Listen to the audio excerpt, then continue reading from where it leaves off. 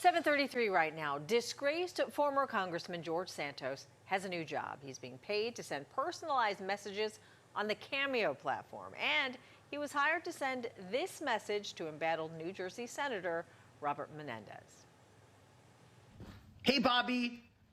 Look, I don't think I need to tell you, but these people that want to make you get in trouble and want to kick you out and make you run away, you make them put up or shut up. You stand your ground, sir, and don't get bogged down by all the haters out there. Stay strong. Merry Christmas.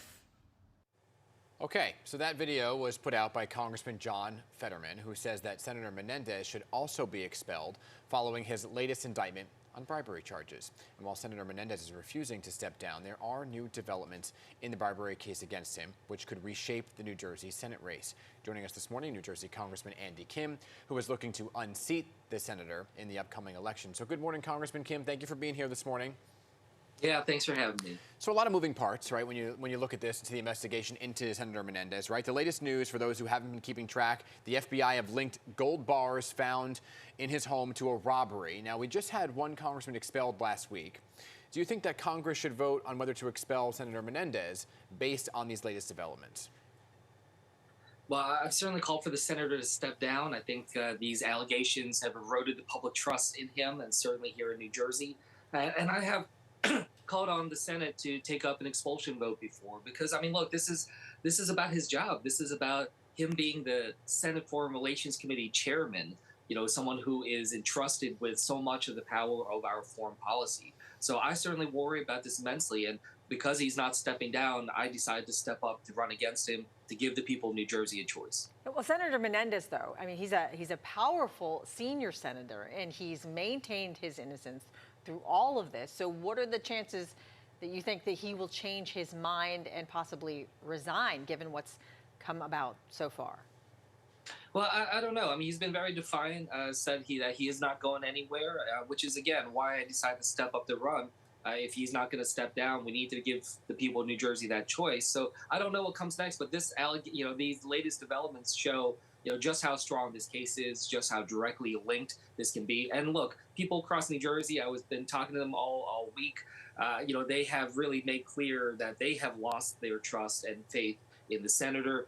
But it's not just that. I mean, right now, 84% of people in New Jersey believe that their politicians are corrupt. We live in the time of the greatest amount of distrust in government in modern American history. So this has an impact, not just here in New Jersey, but all across this country. And as you said, with George Santos and the expulsion there, I think people are just really losing that faith in the system. And that's why it's important that we restore a sense of integrity and trust. So that's a tall task, given what you just kind of said, right? So how do you go about that? When you look at the totality of the world of politics right now and the divisiveness of it all, expulsions for things in ethics investigations for alleged purchases to OnlyFans, Hermes bags for George Santos, right? And then you look at this case against Bob Menendez with gold bars, again, innocent until proven guilty here.